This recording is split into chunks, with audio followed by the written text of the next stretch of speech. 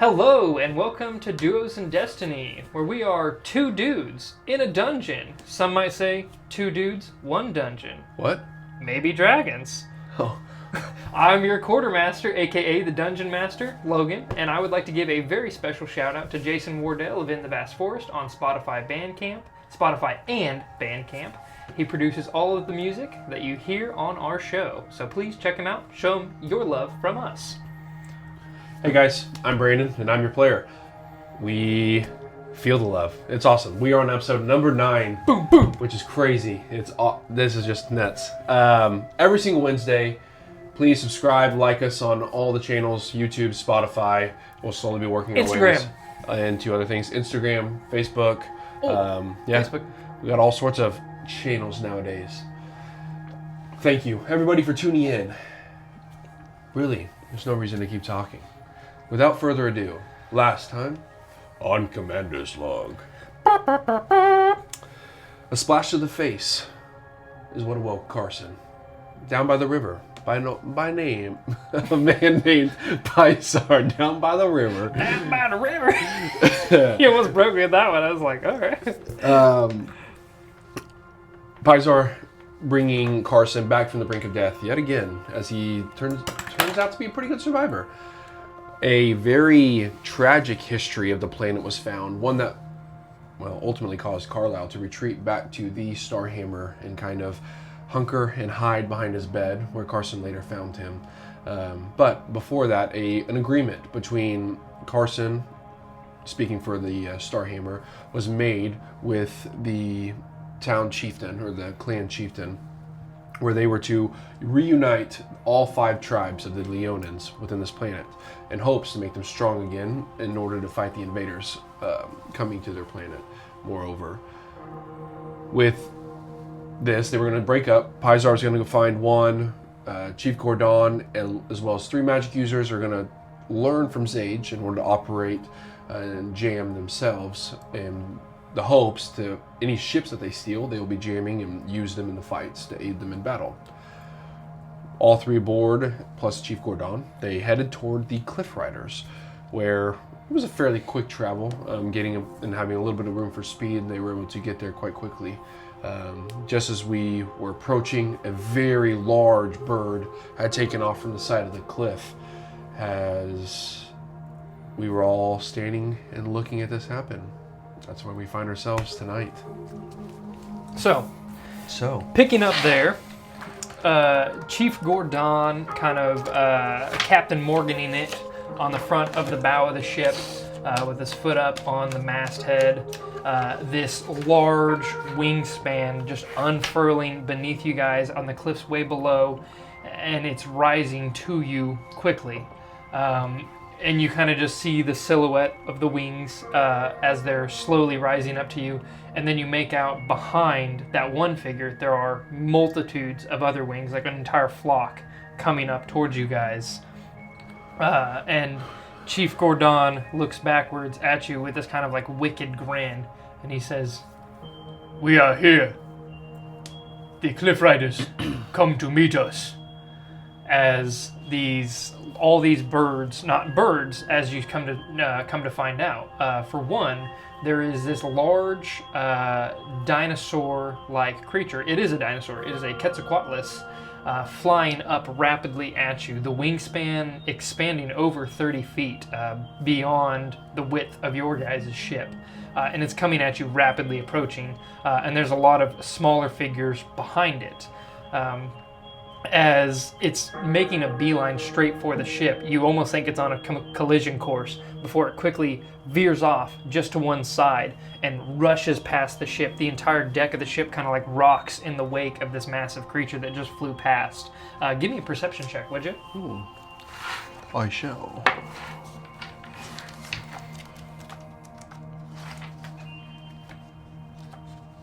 $10. 10. Okay, excellent. I'm going to do a little music change. We started off a little softer than I wanted for this intense encounter. Intense? We will shift it over to... This seems to be very relaxing. This is one of my favorites. So, you... okay. You rolled a 10? I did. Okay, excellent. As the large Quetzalcoatlus rushes past the bow of the ship, the other smaller dinosaur birds, pteranodons, all come like rushing past you, almost like you're sitting front row at NASCAR, with just like the rushing right of the wind. You don't take notice of a new figure that is standing on your deck. As the Starhammer kind of like rocks in the wake of these massive creatures, you don't notice the dismount of someone from one of the creatures themselves, the silent roll onto the ship, and then standing behind you guys, there is this kind of growling sound.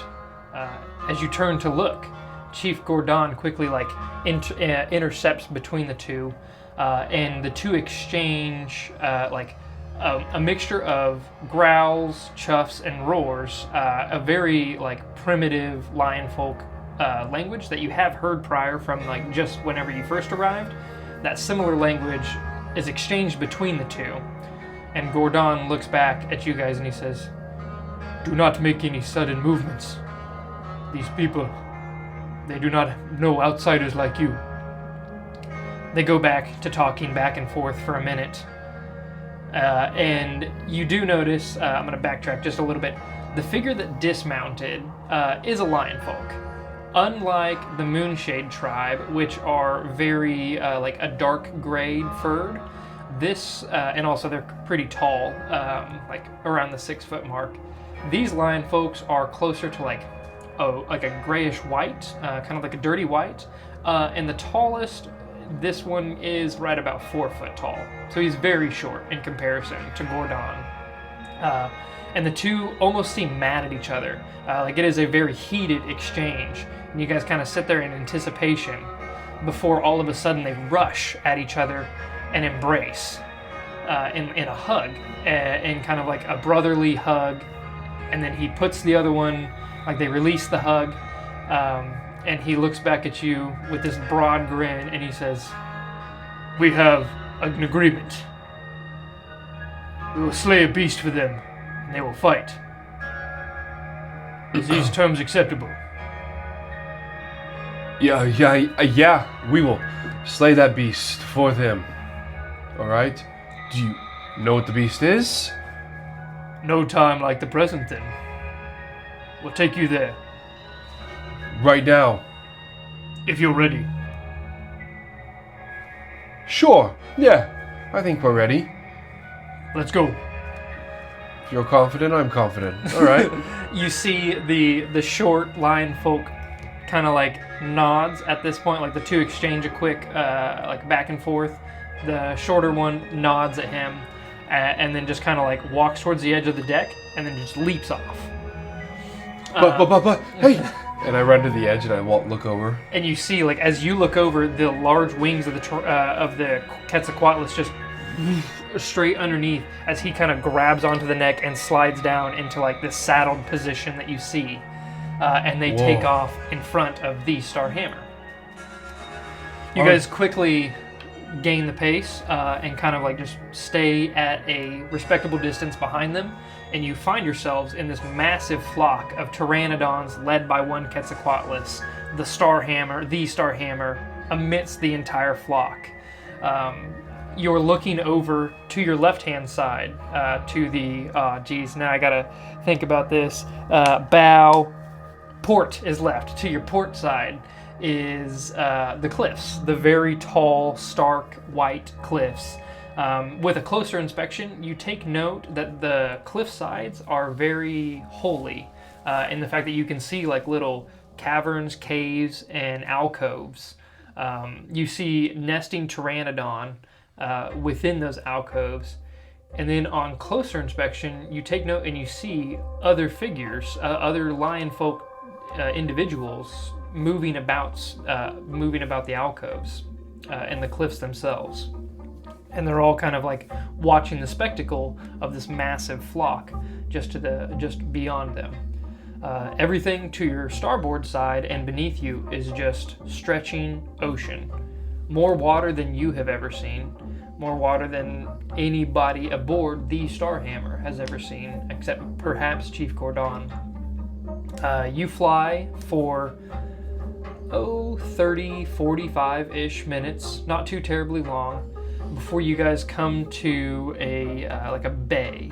Basically, on these tall cliffs, there has been erosion that has collapsed part of the cliffside into the ocean, and there's like this scoop out of the cliffside that has all been collapsed. There are large protrusions of rock throughout the bay, and the pteranodons and the quetzalcoatl all start circling in this moment. And Chief Gordon looks back at you guys and he says, "This is the spot. The beast is in the bay." It's in the water. It is. This is a favorite and sacred fishing spot for the Cliff Riders. The beast arrived and has killed anyone that comes within to fish. They want the bay back, but they have not been able to slay the beast. Right. Do you mind letting me know what the beast is now? They say it has 2 heads. Pardon the translation, but I'm pretty sure that is what they mean. It is a beast of 2 heads. It swims in the water. It is large, almost as large as the winged creature that flies on, if not bigger. All right. It is, they've seen more like it, but this is the first 2-headed one. It is aggressive and very dangerous. Is Carlisle out here? Yeah, Carlisle would be on the deck with you guys. Carlisle, do you think this is smart for us to take the ship down to the water? I mean, we don't want it to even come close to damaging the Starhammer. Well, if we go down in the water, we're at its mercy. I don't know if that's the brightest idea. If it's stuck in the water, at least we have the advantage of being above it. Correct. We have to be able to hit it from above then. We do. We need to hunt the hunter. Chief Gordon interrupts. He says, "Do you know how to hunt?"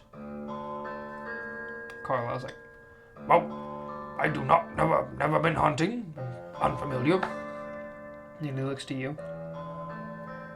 I'm afraid where we're from, hunting isn't a very common occurrence. I am surprised at your prowess if you do not know how to hunt, but yet you fight well. That's very kind words. I appreciate that. You will learn today. Are you expecting us to go into the water? We might end up there. We need to draw the creature out to be able to fight it. Right. In the water, it wins. So with the Cliff Riders, could they possibly bait out this creature? We could try the Cliff Riders as bait. That means we have to set up the kill.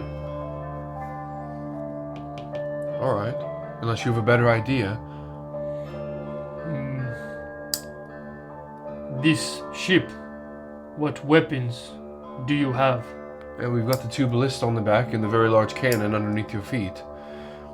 If we could get in the right position, we potentially could use the cannon, but it would probably be a one chance shot. It'd have to get out of the water far enough in order for us to even get a chance.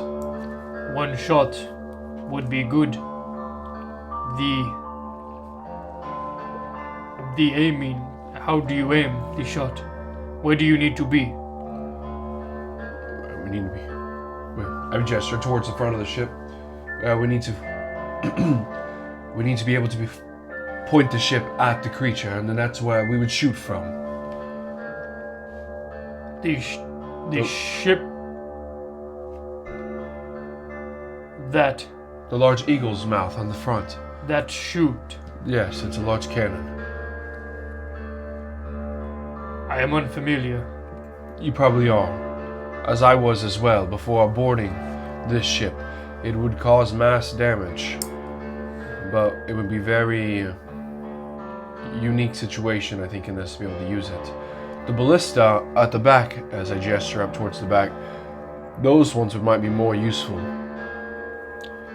The ballista might not be enough, but the ship, I like that idea. How do we get the ship in the right position at the right time? It'd be more of needing him to get out this creature to leave the water enough in order to get him into the right position. Does he strike out into the air when they're flying? It snaps. They cannot fly too close. They get picked off. That could be our bait. If they stir up the surface, the creature might come. And that has our chance. We will definitely defer to your ability to hunt, Chief Gordon. For we are not hunters, but we will listen to your wisdom. If the one shot is not enough, are you opposed to getting close? Well, if we've given our word to do this, then we've given our word.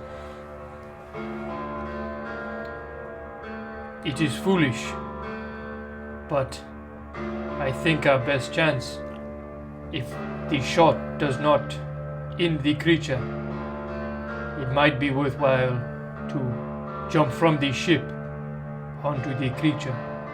Or perhaps we can start any kind of gestures towards the bay. I'll draw a little bit of a picture here of what it would look like. Sure. So if we have basically, what would be the best? I'll probably draw it up here. So this is kind of like the edge of the cliff. There's the large bay that kind of scoops in a very jagged edge. Okay. Good. And then within it, I'll just kind of like mark these portions. This would be like columns of rock that have slid off into it. So there would even be like, this would kind of be like the high point, and then I'll just kind of mark this portion here with blue, as that is all submerged. So this part like peeks out of the water. Okay. So it's basically like sloughed off the cliff and fallen in, and like at an angle to the point where this is a high spot, and then there's kind of like a submerged portion there, and there are all sorts of, there's like islands of rock throughout the middle, even up towards the front, small islands, and then along this side is a lot of rock debris that is still fallen in, and there's kind of like another large pillar that peeks out of the water there, with another portion of it still being submerged within there. Okay. He says, if we can lure it to the submerged area and we fight on land, we have the advantage of height. We do not have to get in the water with the creature. That'd be correct, yes. So we need to draw it here. Or we can fight it from here. From here, we must be at range. But it is dry. This is the best area to get our advantage. But the creature stays in the water. It is not dumb. It will not leave the water. But we can get it to shallow waters. That is our best chance. It cannot dive deep and disappear. We need to keep it. Well, then we could stage the Starhammer then along the other side. On this side, The Starhammer would be how long? Ooh, good question. The 'Cause- Star Hammer is Should be pretty big. 140 feet long. Probably actually a little bit longer than that because the Star Hammer is oversized as opposed to.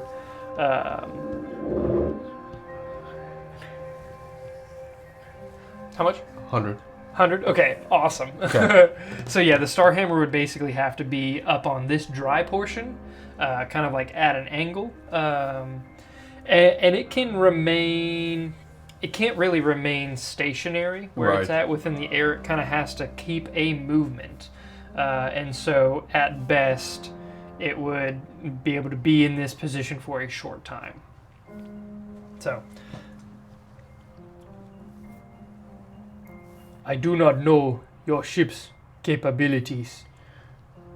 Well, I think the one person that would know better than anybody would be Zage. Zage, what are your thoughts? I know you're probably listening. I hear you loud and clear. This is a bad idea.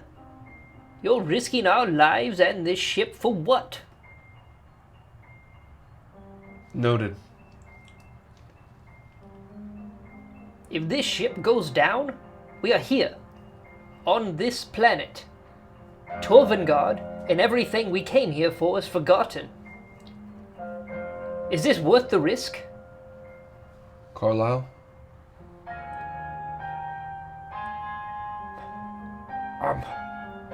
I'm conflicted.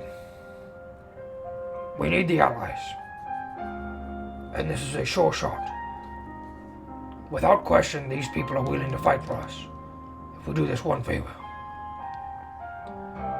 It is a risk. And I don't want to defer to you. But at the same time,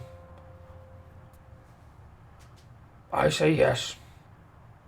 Zage clearly said no. No, I said no, we're not doing this. That leads me to this, Zage. This is the only question I ask. Are you able to stay a very safe distance in order to at least get one shot? Well over 50 feet away from the air. I think you should be safe, it sounds like, from that distance. I can arrange that. And then you get one good shot on it. I'll be down there with Chief Gordon. One shot. That's all we need. One opportunity. We cannot miss. If there's mom spaghetti involved, we're all screwed. We're washed up. Listen, if there's vomit on my sweater already, I didn't know we were gonna keep committing. then it doesn't make a difference. Because we're gonna make this creature look like your mom's spaghetti. Alright? I think we can do this. This is when we start to show the power that we are. We are strong. And Zage, no one pilots a ship like you. Don't try to flatter me in a moment like this. I'm not flattering. Do you know how boneheaded this is? It's mere confidence. I don't want you to get close at all. Don't risk the ship whatsoever. And what of you? I'll be down there with Chief Gordon. Carlisle has his distance. He can be far away as well. I could set up on those cliffs up there. I should have the range. Very good. I'm going to go ahead and say it before I look at his range. The He's not very cliffs far. are like 60 feet tall. Okay, very good. Yep. Carlisle has a range of 4120. Okay. So, The shot's difficult, but I can get there. There might be a place lower down that I can... Don't risk yourself, Carlisle. Distance with your friend here. Even if it takes you a little bit more time to pull the shot, then you can do this. I believe in you. Okay. I'm not leaving you. No, and I don't plan. So don't do anything stupid. Don't. And don't get eaten. Well, I've got a little trick up my sleeve still, so... You're full of them, honestly. You always surprise me. So, Chief Gordon, I think it's settled. To speak for the Soulhammer, that is, I think Carlisle has asked me to do. You and I will be down there on the rock. Whichever one you think will give us the best position. I believe this one will, pointing over to the one next to the large rock falls around it. Yep. That will allow Carlisle to be up high with his distance, with his hand cannons. You and I are down in melee range. coming off in the distance here will be the Starfall's Edge. Zage will be able to launch a very large... Edge. Starfall. The Starhammer. That's a really good one. Sorry. The Starhammer will be able to launch a very good shot, and if we're lucky, potentially 2 ballista shot as well from... I'm going to interrupt you here. Please. If the automatons are loading, we can, never mind, we can preload the cannon. 1 shot, correct? With 1 shot, and then man 1 ballista with the the 6. It The takes 6. 3. We should be able to have 2 ballista shots then. Ignore everything I just said. Very good. No, we're figuring this out. This is our first... I don't like this. You understand? Your concerns are read loud and clear, Sage, I understand. And I don't want you to put yourself in any harm's way. The ship is large, this bay isn't quite big enough anyways to begin with. We don't want to bottleneck ourselves in here and have to do a 25-point turn to get out. No powers in here, you know what I'm saying? I understand. Okay. I still think it's foolhardy. Sage, I trust Carson. You trust me, so we're doing this, okay? Okay. We're doing this. On my shot. Is that correct? On your shot, as we will be baiting in, hopefully using one of the Cliff Riders. Maybe Chief Gordon and myself will be enough bait, I do not know. That is very possible. Excuse me. I don't like you calling yourself bait. If there's anything that I've been in the past few weeks, Captain, it's been just that. It's time for me to start accepting it. I hate that you're kind of right. Yeah. I grab my maul. Oh, I actually had a good pop there. I hope we can pick that up. Nope. I take, set it down, grab out my hand axe off the scabbard, and I kind of twirl it, clean out the fingernail a little bit, and I just do a little palm cut, just very soft with the corner. Not nothing crazy to where it's like noticeable. I'm kind of just cleaning out my fingernails with it, you know. Make a sleight of hand check real quick. I just want to see how Love noticeable to. it is. It's cocked on the natural 20 and an 8. So an 11. My dex isn't bad, so it should be like a 13 or 14. Sleight of hand. Plus 1, I mean 12. Okay. And then I will be taking some damage here too. Yes. Please roll your damage there. Ooh. Okay. You said a 12? I did, yeah. Okay. And then a 4 points of damage. As I pick back up, I still only have the Rite of the Frozen, correct? I can't remember if I got another one. Blood Hunter, there's a lot of things. There sure are. Okay. I'll kind of set the scene otherwise. Please. In the meantime of you prepping yourself, Gordon has gone to the bow of the ship and he lets out this tremendous roar. And with that, it signals in the Quetzalcoatlus and what you would assume to be the leader of the Cliff Riders, who comes, the Quetzalcoatlus kind of like swoops down, and as it kind of passes the prow, you see how he dismounted previously. He kind of like runs off the wing and just like jumps from the tip and lands on the bow of the ship, kind of with a roll, landing at Gordon, right in front of Gordon. And they have an exchange. Can he see me? Like, is Gordon's back to me and then he's looking my direction past him? Yeah. So Gordon would be like facing out and he's facing back towards you guys. I just grab them all, one hand out, and I just slightly pick it up. And the ice slowly coalesces from my hand and then breaks down the maul and into the head as it just, all these jagged ice spikes. Heck yeah. Absolutely. Yeah. As I just look towards him. Right on. And I just set it back down. He And kind I of makes slide off eye my- contact I slide with off you my from coat. across the way. Don't want to get this wet. Put it down. We need to get in position soon. Yep, let's do it now. Gordon returns, and the chief of the Cliff Riders once again leaps off the bow of the ship, disappearing. Gordon comes back and he says to you, "The chief has agreed to be the bait. He says if we mess this up,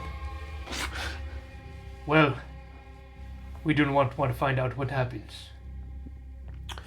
Well, I don't want to find out what happens either. So, let's not mess up.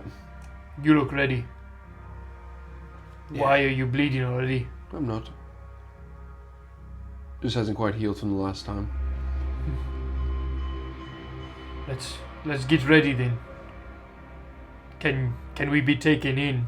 Low.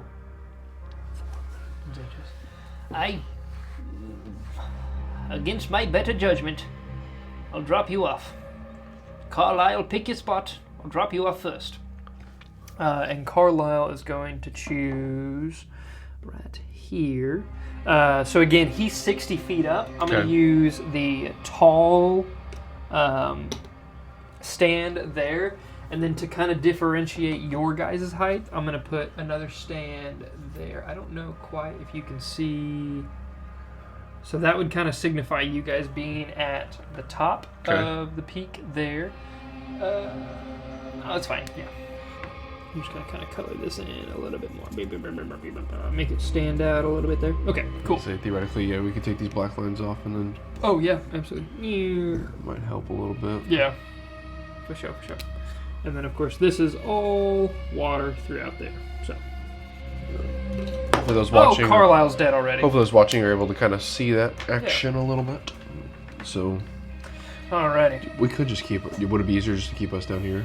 Yeah, I guess that wouldn't block the shot then, so that'd be fine. No, might be a little bit easier. Yeah. From the camera perspective. And we'll just know you guys are about like a 10-foot slope up, so you're not too terribly far, and it's not at an insane degree. Like you guys can stand comfortably. Like it's obviously going to kill your calves tomorrow, but you guys can comfortably crouch within like the crags of the rocks. Okay. And you guys are just about 10 foot above the surface of the water. Okay. You can see Carlisle kind of up. He has like laid himself prone. His musket is perched up and over, and he's steadied himself, and he's got his shot aimed and ready. Nice. Okay. Let's see. Otherwise, the Cliff Riders have kind of started to not disperse so much as like they've circled up higher, and then you see a bunch of them kind of like alighting like along the cliffside to watch. Oh, sweet. All right. And then the Quetzalcoatlus is still kind of like lazily floating above you guys. It keeps climbing higher and higher in altitude to the point, at this point, it almost looks like a normal-sized bird with the height that is achieved. And then the Starhammer has, after it dropped you off, kind of flew off. We'll call that north, which I think actually is correct, being north. No, that would be west. Yep, that would be west. So it heads off west before kind of like taking a large circle back over this way. And it is going to just kind of be like circling and like figure eighting over on this area. So we will demark that with, I'm going to trade Carlisle here so he doesn't have. So this is going to be circling over here, kind of readying itself. So at any point it can take the movement to get in position. Which the cannon has a range of pretty insane, 600 to 2400. So that is well within the 600 feet of the standard range of the giant cannon, which again is 16 D10. So we'll see how that turns out for whatever this beast be. Okay. Which I'm going to. Oh man, I need to get some like. Hey, look, there's a paper clip right there. I was going to say, I need to get a paper clip so I can clip these things. Oh, yeah, that'd be perfect. Bam! Boom! Look at that. Okay. Or like the little, like, black paper Oh, things. binder clip? Binder clips, yeah. That'd be smart. Nice That'd too. be a lot better. Yeah. I'll have to yoink some from my van. I got some. Okay. Okay, so you guys have gotten into position. You and Gordon are crouching. How long does your right last? Until I... Okay, cool. I didn't know. I didn't know if it was a time limit. I'd feel real bad. No. You guys are crouched on this rock and just kind of like waiting and anticipating the Starhammer lazily kind of figurating off in the distance.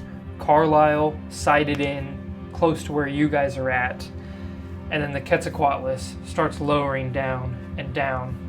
And you see it takes its first pass and kind of skirts the edge of the bay over this way. And it drags its feet through the waters and kind of creates this wake behind it before climbing back up. Make a perception check. While I'm looking, I go, hey, Chief, what's his name? 10 on perception check, yeah. 10 on the perception check. It is Tytha, Chief Tytha. Okay, you do not notice any movement within the waters or the bay around you for the time being. The Quetzalcoatlus then passes back this way, doing the same thing, kind of skirting. Make another perception check. 15. 15. As it starts to pick back up, you see within the wake, there is a second wake created. And it's just kind of like, almost like not quite breaking the surface tension, but it's just creating a hump within the wake that you didn't notice prior. Like, it was just the smooth, glassy surface behind, and now there is like an extra ridge within that wake that you noticed was not there last time. Gordon, it's here. I see the wake underneath. Oh, signal. And he looks over up at the Cliff Riders and kind of like does like a swirly arm motion. And then they all repeat it back. You know exactly what I'm thinking about. They repeat it back up to, there's no sound, to the Chief Tyther, who then takes a pass within, kind of like cutting at an angle, so cutting close to you guys, and then it takes the Quetzalcoatlus as it gets over close towards the cliff face, takes a hard 90, banking up. Make another perception check. 6. 4. Okay. I don't know why I said 4. You do not notice anything else. You do take notice that it's still being followed. Like, it is whatever was creating the wake within on the second pass has continued to create that wake within the third pass. But you're not able to make out what this creature quite is. On the next pass, Chief Tyther takes the Quetzalcoatlus across this way before taking a hard 90. I'll have you make another perception check. Another one. That was weird. 7. 7. It almost went to the 20. You don't quite see anything. Almost.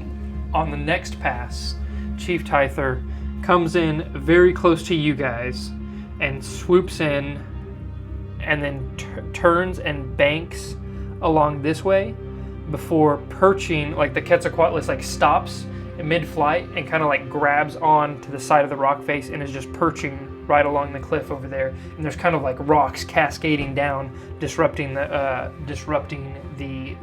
water below. Have you make another Come on. perception We're using check. gold for this because I got something I want to do right away. No. Okay, That's a 3. awesome. Absolutely. Was there something you wanted to do? In this moment, I will activate my Celestial Revelation Okay. and release my Heavenly Wings. Oh, you release the wings. Right on. Heck yes. Okay. Tell us how that looks. So as I'm like, I imagine kind of like laying down on the rock currently, very close to it, kneeling, very low crouch position, holding them all. And as I see that Quetzalcoatlus swing through and it catches it and it's dropping these rocks and the water's kind of splashing up, I can't see much in the back of my mind. I just go, this is it, now's the time.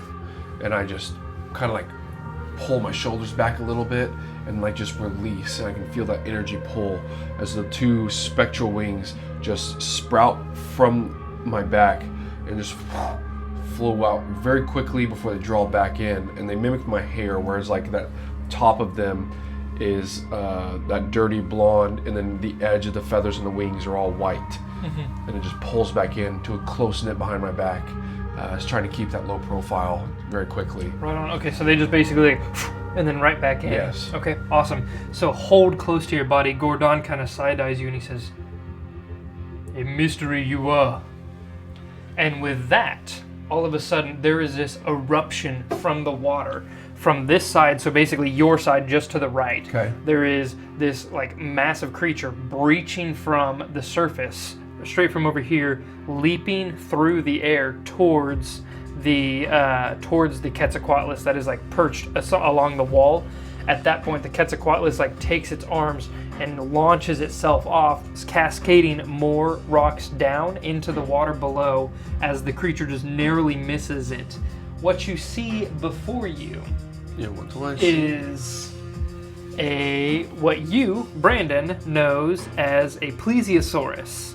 However, this one is two-headed. So basically at the base of the neck, two necks pop off. And this is a very large creature. Let me look at the actual size category. I'm guessing based upon the mini, it would just be large. Yeah. Of course I pinned it up here. It's not It's as easy. large. Okay, yeah, so it is a large creature.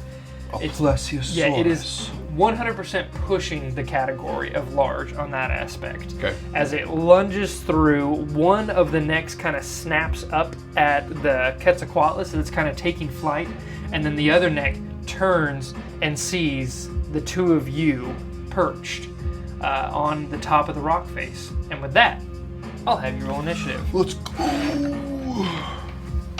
I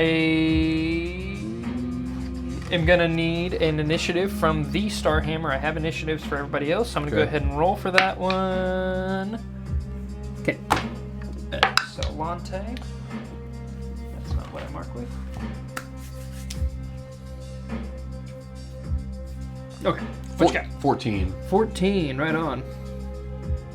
You need one for Chief, or you got that one already too? I got that one. Cool. Okay. Cool. With that, as the plesiosaurus rushes through the water, the Starhammer immediately starts its path down. It is not quite up yet in the initiative. Actually, Gordon is faster, and he looks to you and he says, "Do we hold for your ship? We attack." No, hold. Stay back. Okay. Give him the open shot. The plesiosaurus is going to stop where it's at, and it's going to, mind you, it is not breached completely. It's kind of splashed back down into the water. The body, for the most part, is still submerged, but the two long necks are peeked out of the water, and each one of them, one is looking at Gordon as the attention is drawn, the other looking right at you. And it is going to take 2 lunging bite attacks at each of you. Okay.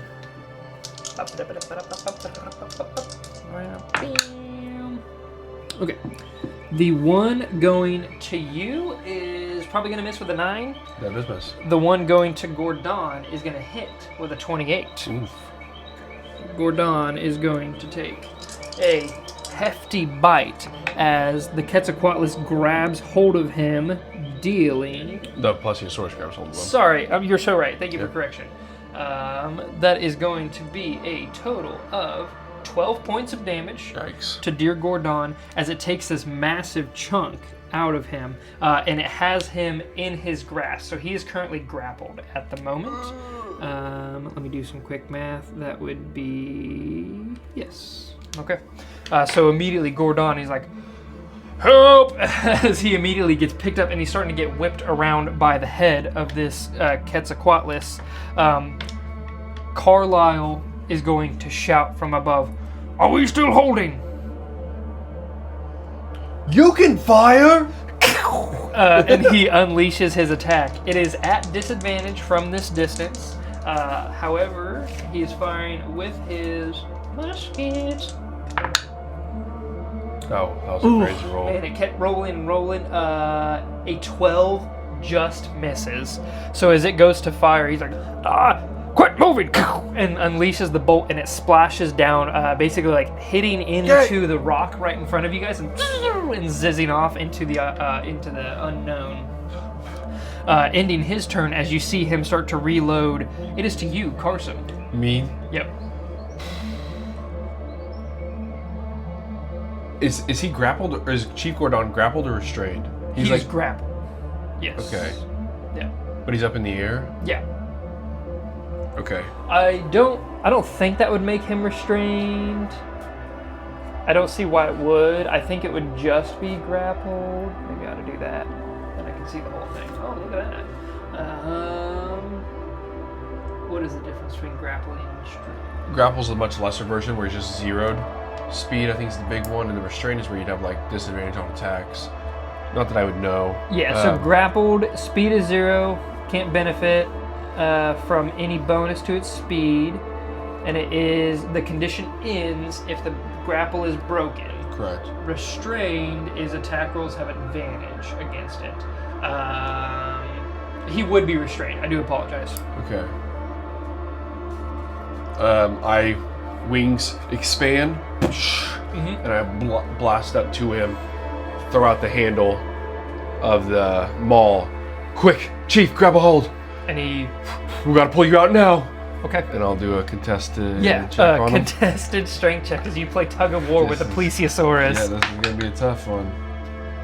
Oh! Is it good? No. Oh, really? Yeah. 18. 18. On just a straight strength check? Yeah. What could it technically be? No. It would be your strength modifier. It'd be an athletics. Athletics? Yeah, it's athletics. Dirty 20 then. Nice. Or +5. A dirty 20 is definitely going to be an 8. Let's go. Yeah. I beat a dinosaur. Yeah. You rip Gordon from the teeth of the creature. And I just like rip him and like just use the momentum to pull him and like let him go to where he can like let go and slide onto the rock. Okay, awesome. As he wishes. Yeah, absolutely.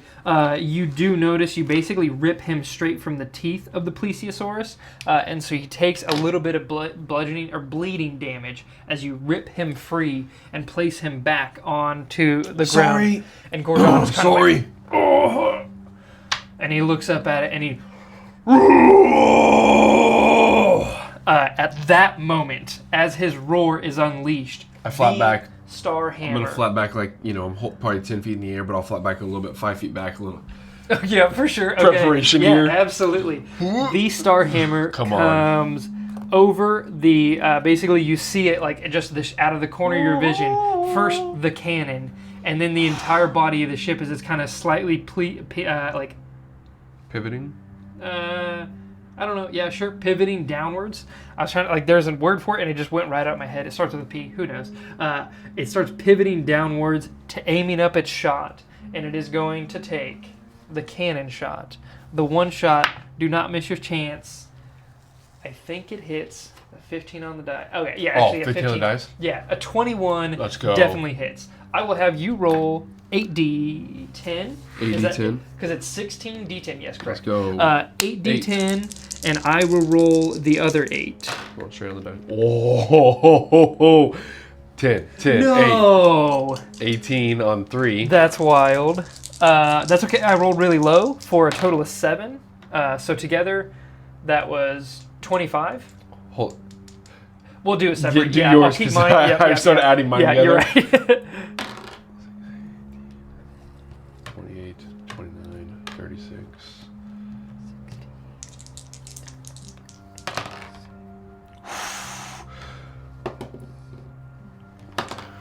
We are rolling some dice right now, folks, for those listening tonight. 31. As we mutter numbers to ourselves. Okay. I rolled 40 points of damage on my end. 52. 52. Goodness, you rolled really good. That is 92 92 points of damage. Get blown apart. Does he have 92 HP? It does. Okay. Absolutely. That's crazy, though. It looks incredibly haggard after that massive blow. It is this resounding crack that ends up in a cascade of a lot of the rocks along just from the sheer cacophony of the resounding boom from the cannon kind of shakes the walls of the cavern. I'm going to make Carlisle do a dexterity saving throw as he's kind of perched up there. No, Carlisle. Natural 20, baby. That was crazy. Yes! Shout out to the D6 for pushing it back to the D20. Dude, it bounced off the D6 back to the wall, back over. That was cool. That natural 20 down. Right. Yep. As the cliff face you see starts to to literally collapse beneath him, and he kind of rolls, like literally just grabs his musket and rolls sideways back up onto the thing, and then kind of retakes his perch. The Star Hammer, after it lets off its shot, is going to, like, it can't obviously enter within the base, so it's going to start taking kind of like a veering off towards the side.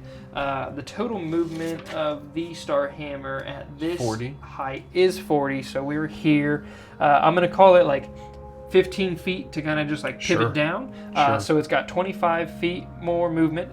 So that would be 5, 10, 15, 20, 25. So it kind of gets back up out of the bay, and you can tell it's kind of like starting to make like a big sweeping motion. As it's in this position, one of the ballistas would be able to take a shot. Would it be able?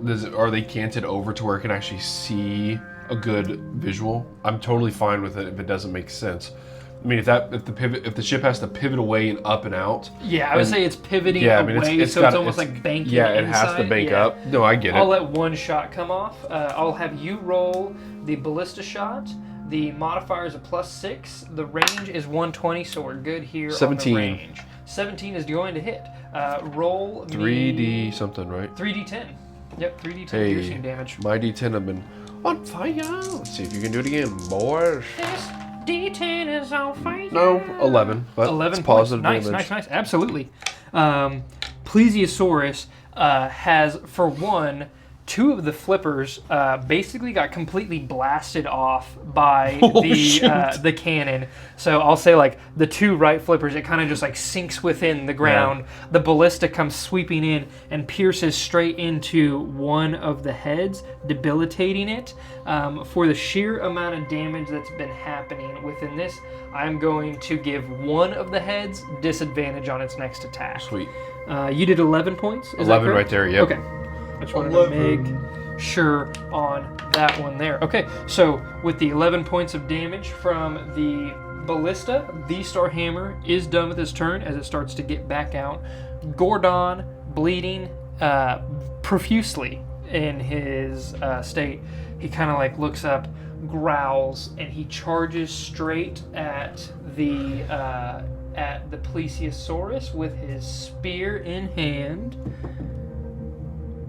18 is going to hit for a total of D8 because he's dual wielding it or two-handed in it. Two-handed. Oh, dude, and that's an 8 on the dice. Heck yes.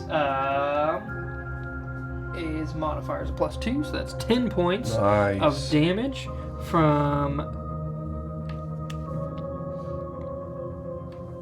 10 points of damage from Gordon as he kind of shoves his spear into it. He's got it basically pierced right behind the neck. The Plesiosaurus is writhing in pain. The blood or the water beneath you has turned this grotesque purple as it's just mixing of the blue waters with the deep red blood that is quickly fulfilling everywhere around you.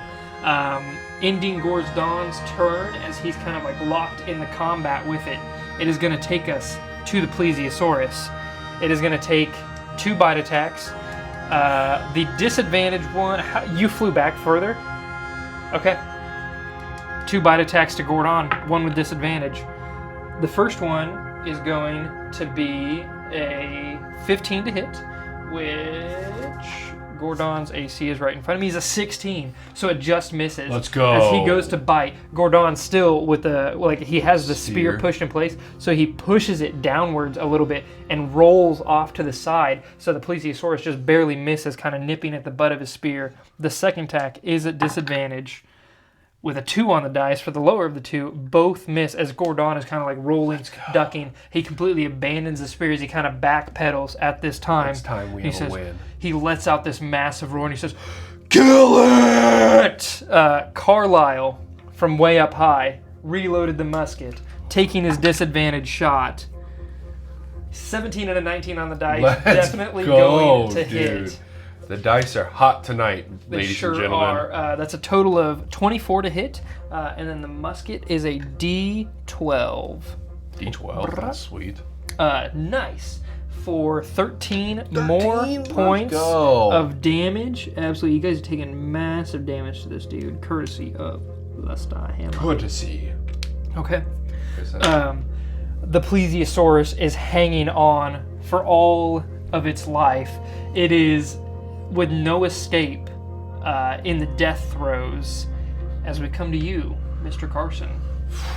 Maul in hand, just fly straight down, swing, pulling back that nice big pullback as I go through, and like a baseball swing with that maul, just all the force of my wings just whoosh right across. Absolutely. Probably the healthy head, noticing that one is like cross-eyed now, missing teeth.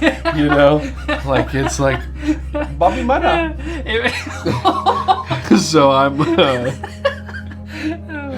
No, it makes me think of like the D&D meme where it's like the three-headed dragon, the one that's like happy, mean, and then the one that's just like derpy. Yeah, you go for the derpy head or you go for the good head? I go for the good head. Okay, cool. So the one that's kind of snarling and barely missed Gordon, you go to crack at it. The ice crystals on the end of the hammer kind of glistening in the sun as you take your massive swing. That's actually not bad. +5 to hit, 18. That absolutely hits. Go ahead and roll me some damage. D6, D4. This thing is looking very bad. I could do it? You sure could. Oh. So we got a 2 for the frozen damage. I don't know if you need it separately. That's 12, 15 points of damage. Oh, baby, you just needed 14 points of damage. So if you wouldn't mind telling me exactly how. I say, looks like this head needs a little refreshing. And I just smash that.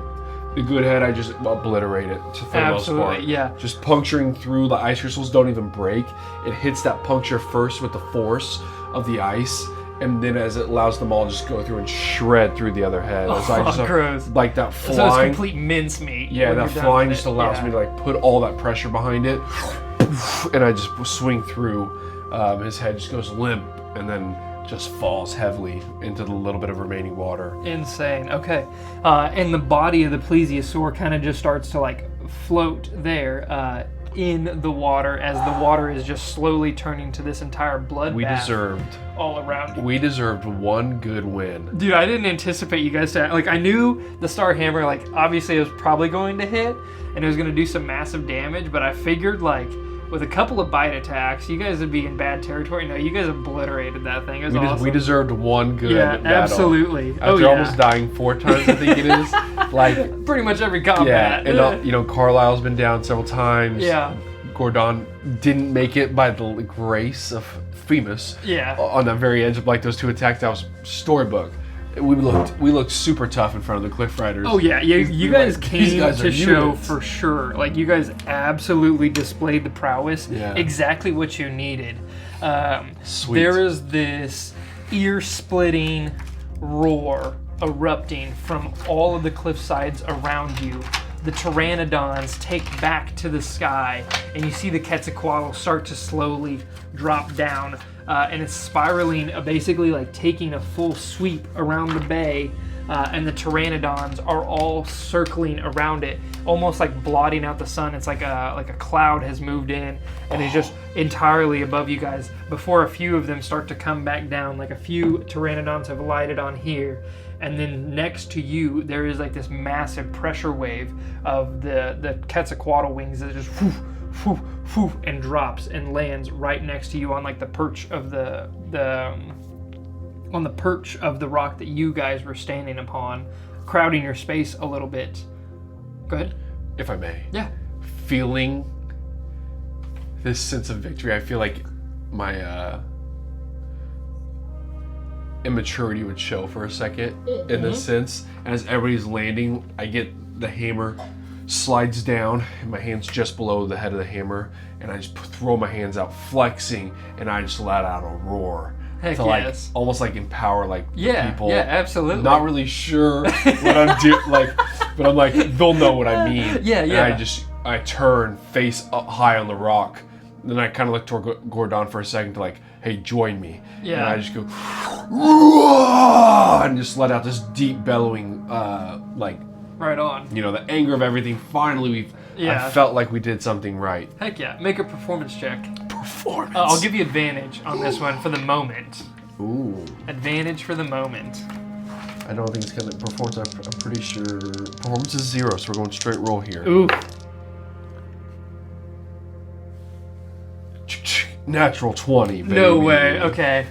I was like, it's gonna be cringe. Nope. That was my worst fear, is turning the cool moment into cringe. And like, obviously you said like it was a little bit the immaturity. Yeah. No, it is far from what you expect. He joins in this ear-shattering roar, and it is just, it kind of like re-alights. It's kind of like an encore at a concert, you know, where the band comes back on stage and the entire stadium goes wild. At this same moment, you almost go deaf from the sheer volume of noise. And you see Carlisle above you even getting into it, and Gila takes out the pepper box that he has and just... He's death mopping over there. Absolutely. He doesn't do the... Yeah. Straight up sand people up there. Oh, yeah. He's getting it. So, yeah, you That's can awesome. see Carlisle celebrating before the Starhammer turns and, like, is... the Starhammer at this point is just... and kind of, like, slowly traversing the bay there. Chief Tyther slides down from the wing here and begins to like converse with Gordon in the language that they speak. You quickly come to realize this Chief Tyther speaks absolutely no common. Yep. And so in a few moments, Gordon looks to you and he says, "It has been agreed. They will fight. We go to the Iron Roots tonight. We gather the warriors. But first, we feast. A feast well earned." And he claps you on the back. Actually, while he does that, and I go, "You fought very valiantly, and I will use that healing I have." Oh, yeah. I believe it is your It's a hand thing? It is. What was that? I rolled on that by accident, and it pulled up a dragon, and it was a natural 20. What kind of dice do you have on that? I don't know. Let me roll one again. Oh, did do maybe because I rolled a natural 20 on it. It pulled up the dragon. Yeah, I'm super jealous of those dice. That's cool. Oh, yeah, it's like exploded. What the heck is it called? It'd be under your Yeah, it's under racial species. features. Yeah. Oh, yeah, probably species. Healing features. hands. Yeah, That's what what it it is. was. Sorry. I knew it wasn't lay on hands. 2d4. I know, that's what it used to be. Wasn't it lay on hands? No, that's paladins. Pallies, Yep. yeah. 2d4. Not crazy. 4 points of healing at least back to Yeah, him. absolutely. I go, "Chief Gordon, you fought very valiantly today. And we ended fairly. Femus watches out for us." And a smile, Yeah. and then that golden energy just like releases. My wings kind of like, in the last second here, because it only lasts for a minute, they kind of like bolster out real quick. Yeah, absolutely. And kind of like they embolden the healing that you push into him. And he looks at you and he says, "I feel the Femus that you speak of. Let us feast. Let us feast." You fought valiantly. What you have done for our people will not be forgotten. We owe great debt to you, and we will repay you. I promise." I'll hold you to it. But we still have more to do to get your plate right, don't we? It is. Very well. And with that, you see the the pteranodons that have kind of like been perched around. They join the Quetzalcoatlus and they quickly like string up the Plesiosaurus and begin to like take flight with it, pulling it from the bay and flying it back. It'd be further east, and then the Starhammer swings around, picking up the two of you before picking up Carlisle. Everybody healthy and back on deck. Your healing had staunched the bleeding of Chief Gordon. Not fully healing him by all means, but definitely did enough to make him healthier than he was before. Yeah. And you guys take the short rest, the short flight back towards the actual Cliff Riders that you had first arrived upon. It would be just shy of an hour, but you can definitely take a slower pace. So if you would like to, I would let you take a short rest if so needed at this time. I technically, yeah. I think I can get...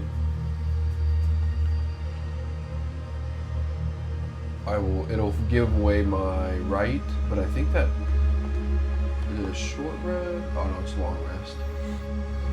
I don't know, so I'll be fine. I will keep out and talk to Gordon and we'll do what's necessary for the ship, so... Okay, yeah, absolutely. I'm going to just take a quick picture of the battle. Sure. I'm going to sneak away and go to the restroom real fast. Yeah, for sure. We're going to take a little quick pause here. Logan will keep you entertained as I'm going to use the restroom just really quickly. I will keep everybody entertained by talking about Jason Mordell. Do you guys hear this in the background? Like, pause. Don't actually pause, but like, yeah. That's nice, Jason. That's nice. I am going to change the mood to something a little bit less intense, a little more relaxed. In the meantime, thank you guys so much for tuning in to the episodes. We do got more to come as Brandon takes a quick break.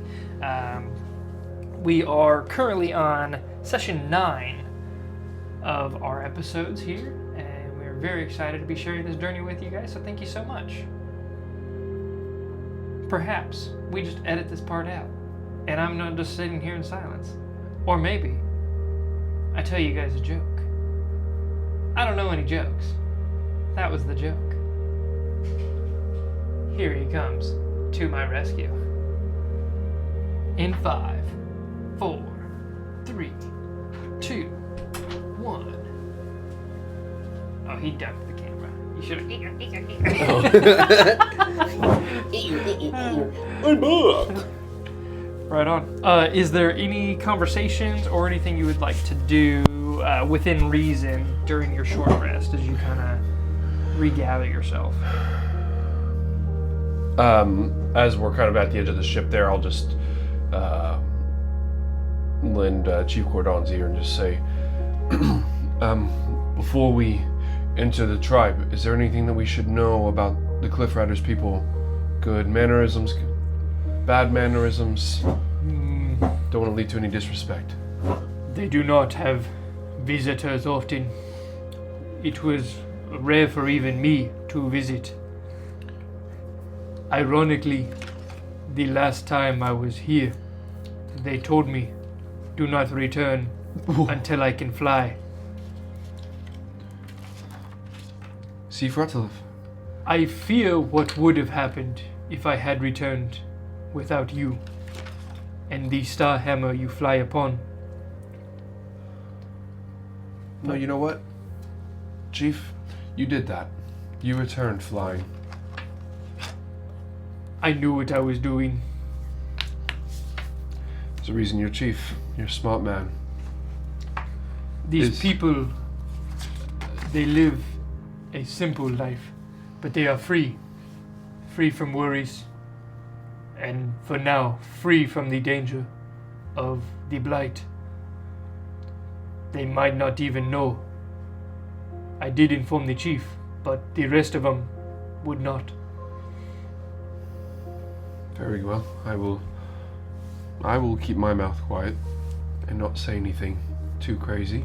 They would not understand you. Well, that's true. They do not speak this language. Right. Understood. Well, I will enjoy our feast this evening then. Are the Iron Roots far from here?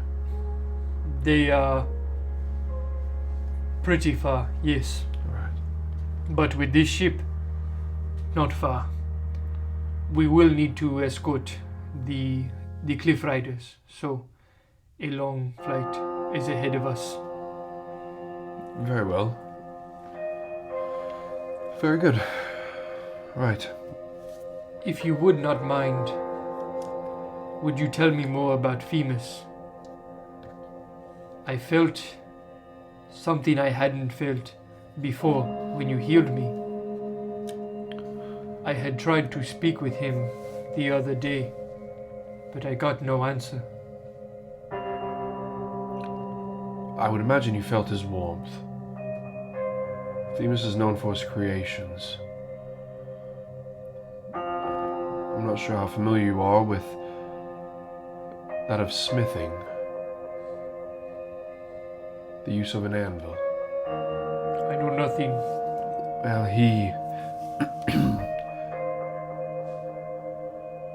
he's a fine creator, but he creates much warmth in order to make the objects he does. This is a very simple way to describe it, but the best way I've come to realization is his warmth shows through in several ways. It's his warmth that gives us the feeling, the warmth of his presence.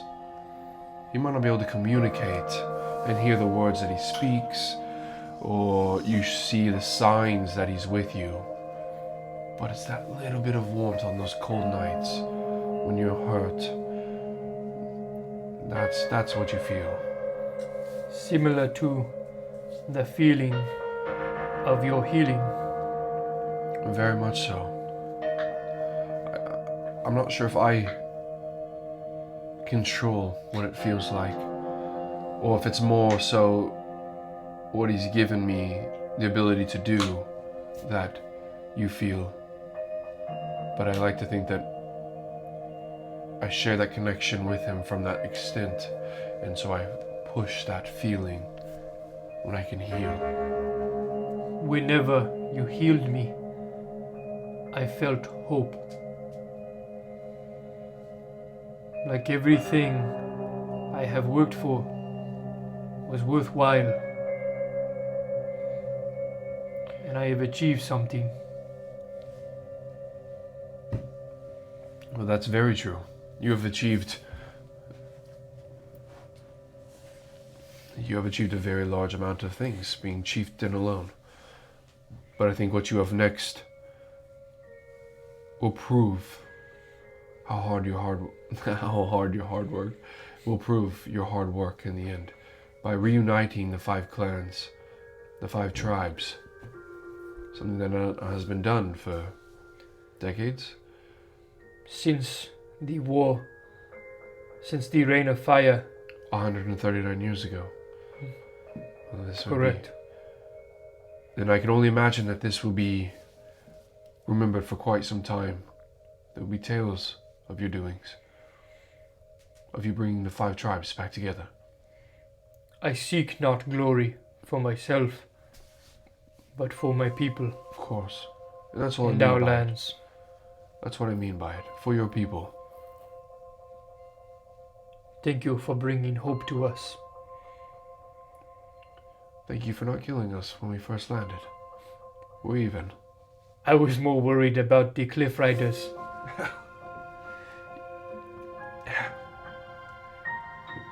Yeah, this was for them to live like this is much different than I've ever seen. The village is something. I'm excited. The people themselves, they are fierce. Are they all that small? Yes. Okay. Oh, you will want to duck. It's good to know. Alright. Carlisle might have some issues. You might be walking on all 4s in there. You'll love that. I would like to see that. Yeah, he's not gonna like that. And with that, you guys arrive to your destination. You begin to see the kind of marked cliffside. It starts off with just like a few alcoves. Within those alcoves, you notice like a nest and a pteranodon perched there. And on closer inspection, you do see like a warrior standing with the pteranodon, keeping an eye out. And then from there, it begins to get more dense. There's 3, then 5, and then 10. And all of a sudden, it is just riddled with holes all along. And it's kind of like I don't know how familiar you are with puffins, but with the cliffside dwellings that they have, where there are kind of like nests on almost any rocky outcrop. You see the pteranodons have nested, and then there's small alcoves next to most of these nests that just kind of disappear within. And then there's this large, kind of closer towards the base of the cliff, so probably about like 50 feet down of the total of 60 feet. There is a very large cavity where you see the Quetzalcoatlus like swing inside. Cool.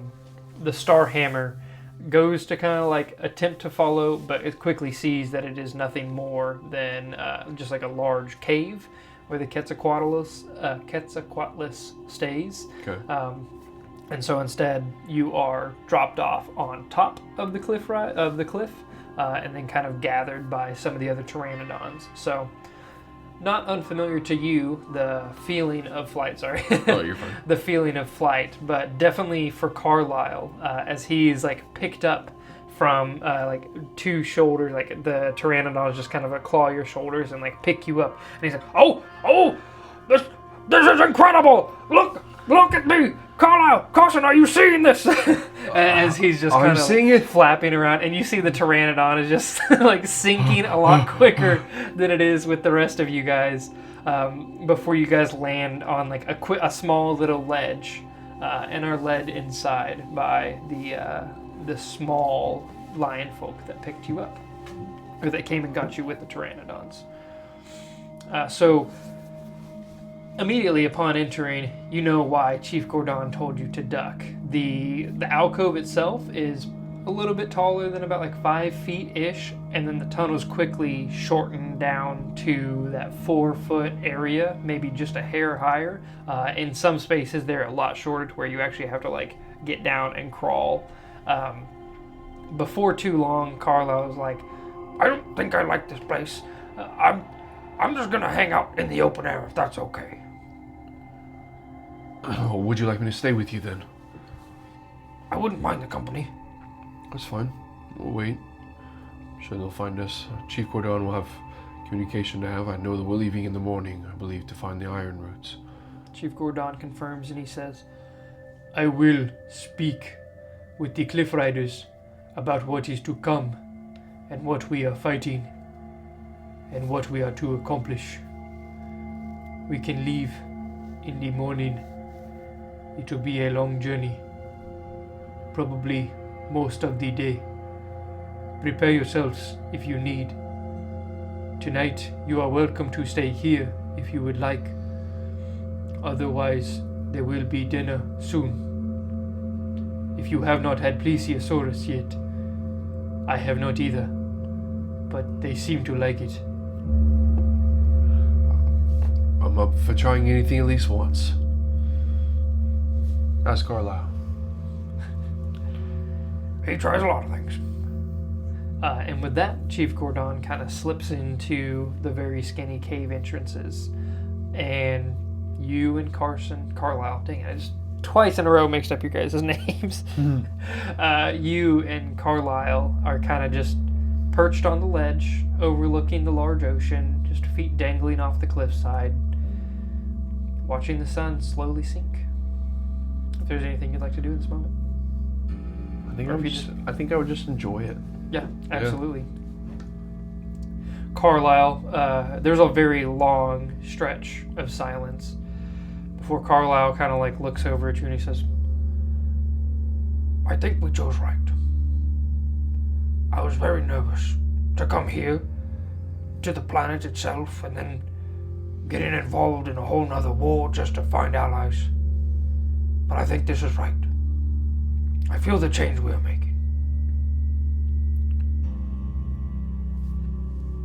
I was afraid of the mission that we had on our plate. Trying to find the said allies when we had never once landed on a different planet or, communicated with any outsiders from Torvengard. We were expected to just go find them. It was almost like a daunting task. Even if they don't come back and help us fight our battle. At least we know, potentially, that if we ever needed to leave Torvengard, this could be a place for our people to come, and they would have strong allies here. This could be the new Great Grim. That thought has crossed my mind often. I mean, this planet is huge. I don't know where we can carve out our lives, but I really think we could. I would think so, and I would think that with a great alliance of the lion folk here, the Leonin, that this would be a very prosperous planet. I agree. And there could be more people here. So, We have explored very little of the planet. absolutely. I mean, this is literally only one side of the mountains. Correct. So, there could be more allies. There could be some people that don't like us here, and that might sway our decisions, of course. But currently, in the standings that we're in, I think things are looking fairly good for us. And I'm happy to help these individuals, to bring them back as one. Me as well. 140 years of falling to the wayside, of their clans just losing communication and not working together. And maybe this will help swing things. I'd hate for another,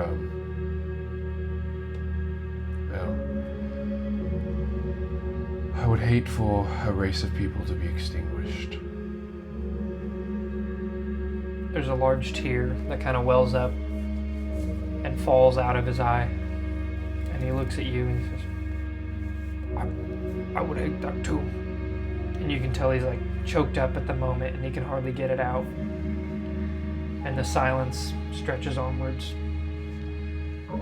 I just let it sit. Eventually, the evening kind of progresses towards a large feast.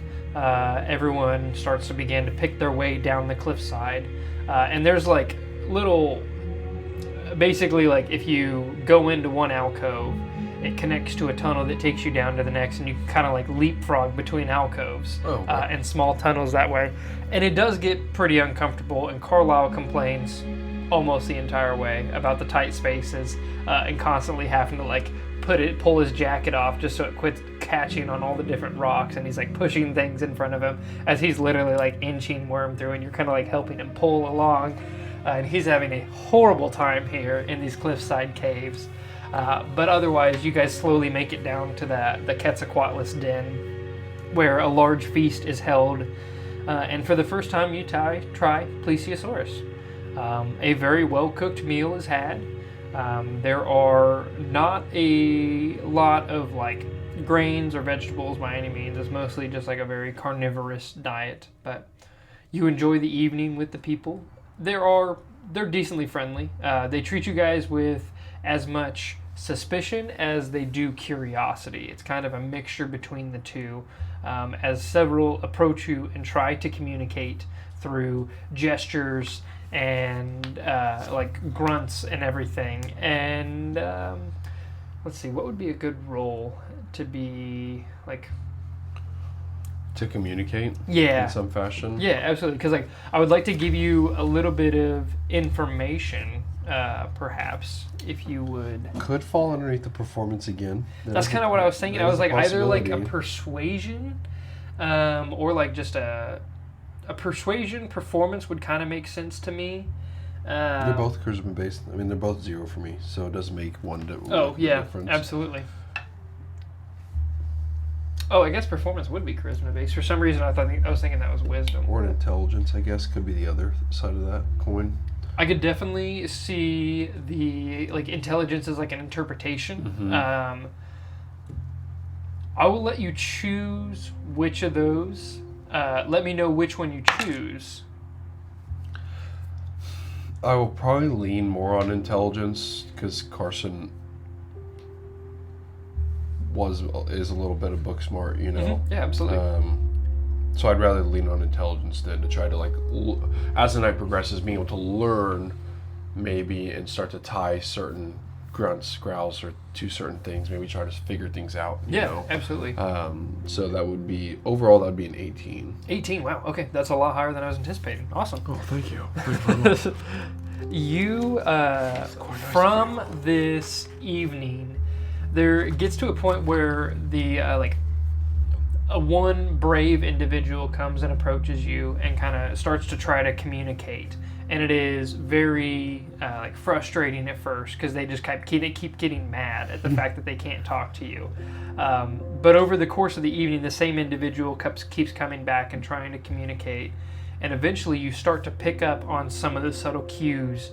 And they speak with a very, it's not so much of like sounds as it is like feelings. So you can kind of the way they roar and chuff, you can feel the anger, the hurt, and then there's a lot of gestures as well. It helps that they do kind of start illustrating different things.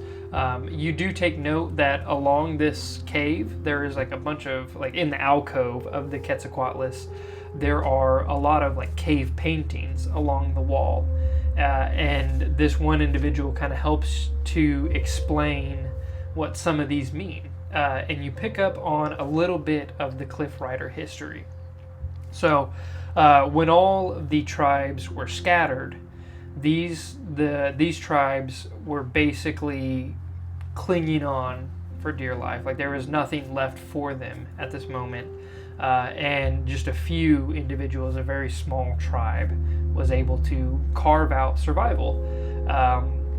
At the very beginning, the pteranodons were they were a foe, not an adversary at that time. They basically fought for the space within the pteranodons before eventually they made peace with them, and they lived in what is the word? Harmony. Harmony. I was thinking more where symbiotic. Yeah, symbiosis. So they lived in symbiosis where the two would essentially help each other's survival by hunting and gathering food together. And so they formed this intricate community with the pteranodons where each individual has a special connection with the pteranodons themselves. They are chosen from the pteranodons to be the warriors. So all of them that do have their own pteranodons that they actually fly and that they have mounts for are a very special, very bonded individual. It's not so much as pet familiarity, it's more familial between the two. Okay. And so you get to learn how deep the bond goes between these, between the creatures themselves and then the lion folk. So you can learn a cool little history, and then you also pick up on the knowledge that there are just a little over 30 individuals that do have their own pteranodons that fly. Okay. So you guys would be taking all of them, essentially. Not all of them. There would be about 10 that stay behind. But yeah, the Quetzalcoatlus and then 20 others will be joining you guys on the journey. So yeah, very good. Awesome. Perfect. Anything else for the evening within the Cliff Riders? No, I think just trying to stay my way and enjoy the food. Okay. Yeah. Yeah. And it is a very nice party to have, despite the language barrier. The vibes are immaculate. Vibes are high, boys and girls. Where would you like to stay for the night? Would you stay on the Starhammer, or would you stay within the Cliff Riders? I think I'll probably stay on the Starhammer. Mm-hmm. Yeah. Okay. And Carlisle definitely encourages that. So, alrighty, excellent. Returning to the Starhammer, you take a long rest. Okay. And you level up to level 5. Oh. So. Do I really? With that in mind, alongside you leveling up to level 5, you find that Zage has been kind of teaching. For one, while he's been gone, he has been teaching the other 3 how to spell jam. You guys actually take the first maiden voyage from Rappaport. You take a kind of quick little wraparound. He seems to be showing the most proclivity for spell jamming itself. He was also the one that had the most magic capabilities at the time. He was the one that was able to actually move the most liquid within the previous like display that they had all shown. So he also demonstrates the ability to grasp other forms of magic, like they're branching out from just the water-based magic that they have learned from their community, and Zage has taught them. All of them know the light cantrip. Oh, sweet. Yeah, so they're slowly that's cool. getting an understanding of this, and they're all very excited to show you and Carlisle everything that you can do, especially that you can do the light cantrip as well.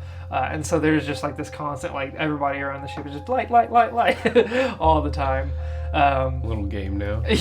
If you point the light at somebody Like else, flashlight tag. you get a point. That'd be really funny.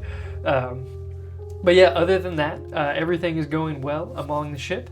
Zage has even taken to showing the lion folk the tinkering room, where you can see that he is actively working on the automatons. So whenever we get the chance, we will also upgrade the automatons for you as well. Oh, sweet. Yeah. Very good. So for level 5, would you like to roll your hit dice now? And then we can Do you want to do it right now? Yeah, if you want to go ahead and just roll the hit dice, that way Okay. you have the hit points for anything to come. And then at the end of the session, we can kind of do like a sneak peek of what it's actually like to level you up to level 5. Absolutely doodly. Rapture-roomy. So, D10 hit dice plus your Constitution modifier. 8 plus 2 plus 2. Oh, from tough. Tough. Right on. Heck yeah. That's a heck of a bump. 8's a really good I roll have on that one. rolled phenomenally. Yeah, I do believe you HP-wise. have, which is... Oh, I'm at 58. Heck yeah, that's good. Which is really nice, coming Needed. from a nice solo campaign. Yeah, 100% needed. I'd almost say for anybody out there that's, likes this and tries to do it, with a friend, even just letting that other person start with tough. I get it from my background, but that's not a bad idea. No, not at all. I said that's definitely been the largest barrier, is how quickly you go down. Sure. And then in conjunction with that, if you go down, there is nothing. Aside from the side characters that are with you, there's not much else around. So definitely having those extra hit points is going to be crucial, especially as a blood hunter, since you do the maledicts and the blood curses. Since I cut myself, Yeah. Sorry. Jeez. It's so funny.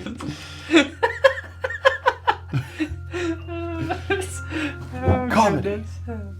Okay. Alrighty. Yeah, I just get Cool. a really good night's sleep because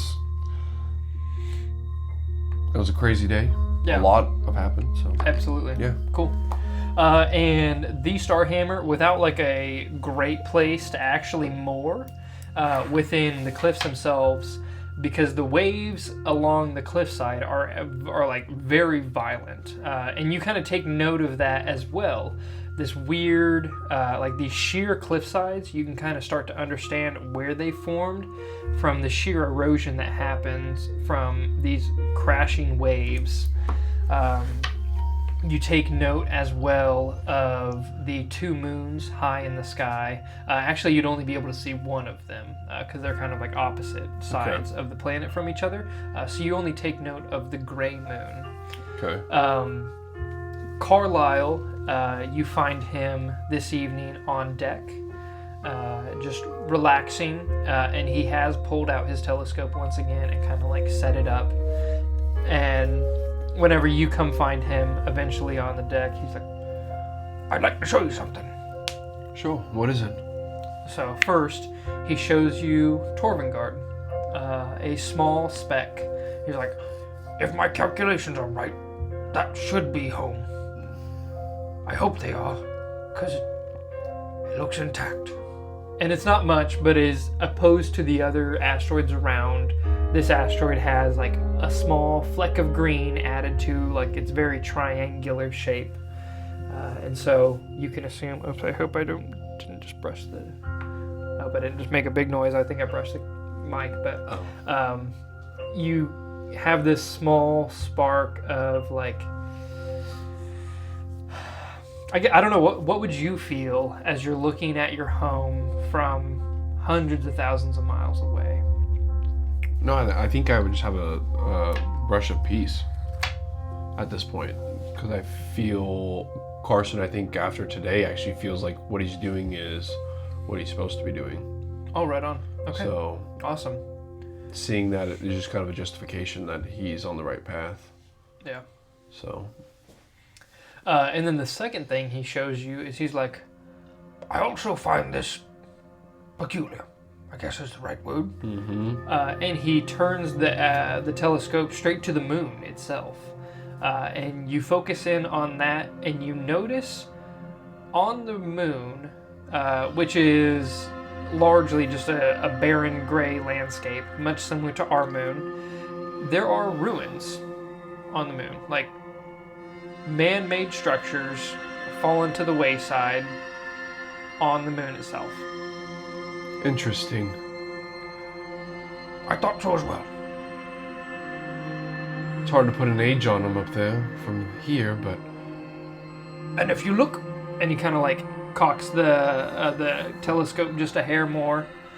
He's like, if you look right there, you see this massive crater of an impact, and then kind of like the debris field that's spread around it, kind of like encompasses some of the ruins themselves. almost as if that whatever hit was after the ruins were there. yeah, You think that's what wiped them out? Is that possible? I would assume so. We can always stick that on our bucket list. If we ever get the chance to leave, we can, stop there, Yeah, check it out. I thought so as well. All right. Might be worth our while. Interesting. Good find, Carlisle. Good find. Oh, well, honestly, I was kind of hoping the telescope was higher powered and I could see home. It's the strangest feeling. Whenever I was here, before I learned of the extinction, I almost felt at home, like I belonged here. And then to be told that there hasn't been a GIF on the planet for 139 years, well, you saw, it rocked me. But looking back at Torvengard now, I'm conflicted. I don't know what's home anymore. Everything I know and love is at Torvengard. But Torvengard never felt right. Not like this place. Yeah. This place, it still doesn't feel quite right. I just don't know. This is a good thing you have a mobile home now. Yeah, A nice little RV. what's an RV? That's a recreational vehicle. Oh, I would suppose this classifies as a recreational vehicle. That's You what are I right. was thinking. I Yeah. just came up with the classification. I figured we'll have to register it at some point, and Yeah, absolutely. yeah, Take it to the RMV. exactly. That was the dumbest joke I've ever made. But I mean, seriously, this is our home. Torvengard is home. We have people there that care about us, but this is where we sleep. This is our safe haven. This is our home currently. I feel at peace here. Emphasis on our home. Yeah. I don't think I would. Well, I know for a fact I wouldn't be here without you. Well, you've told me that several times, Carlisle, and I appreciate it because it makes me feel like I did something. But you didn't need me. I don't know if I did, but you did give me that spark. You just needed a little push. I did. That's all. It really means the world that you gave that to me. Well, you pulled me out of a very sticky situation that is still ongoing, but we're able to get away from it and hopefully learn more about it before we hit that head on. That reminds me. The other night, whenever we were fighting those Surans on the ship, we came into that room. I guess he'd be the captain. His room.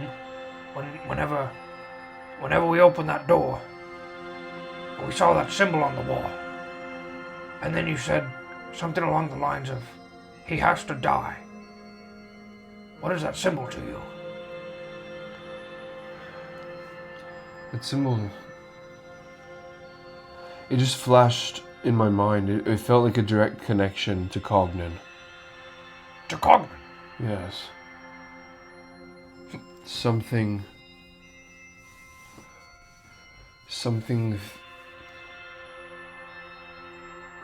flash. I don't know if it was something he was wearing, or if it's when he did this to me, I saw it, or a symbol on the ground, but I remember the symbol. I'll have to think about it. That could be something. It could be. It could be something. I don't want to let that stone go unturned. No, nor do I. I want to make sure we bring you the justice you deserve. I appreciate that, and I want to make sure that everyone on Torvengard is safe, especially my family. But if he's allowed to run free, as he has, there could be serious consequences. I don't know another way to put it. He's not a free man anymore. He's evil. He is. And all of Torvengard knows that. They might not like it, but they know it. And we'll be there to stop him. Very well. I agree. We will be there to stop him. If not, Chief Gordon and Tytha and Cicerel, I'm sure they can throw some good bows in there for us. Hopefully so. I feel a lot of promise in what we're gathering here. I do too. Could you imagine showing up back at Torvengard with a fleet of lion folk? No, I don't think I can, actually. I think that most people would turn away and run. Honestly, Yeah. I haven't been able to grasp what exactly their reaction will be. Whether it's excitement or straight up fear. Well, I would assume that the mass majority would be fear. Yeah. The Leonins don't necessarily spark friendly, cute and cuddly. No, even the short ones are... Actually, the short ones are kind of scary. Right. Yeah, they're very quick Yeah. and agile, but it's much more of a fierce. So, yeah. It'll be interesting. It will. Can you imagine Admiral's face? I just hope he's proud. He might break another glass this time, but in happiness. Yeah, I've never seen him truly happy. He carries a lot on his shoulders. I can see that. I can see that. Yeah. Actually, the happiest I saw him was when we created the Bone Hoarder together. To let that ship get away, I think broke him a little. No, the Bone Hoarder was magnificent. The creation, sparked everyone's creativity and imagination on Torvengard. That thing was never could have even be thought of. Yeah. Something of that nature. What you two did was truly beautiful, and I mean that. I was proud of that one. I had a lot of hopes. Well, if we're lucky, maybe we can get it back. We'll try I our sure hope best. so.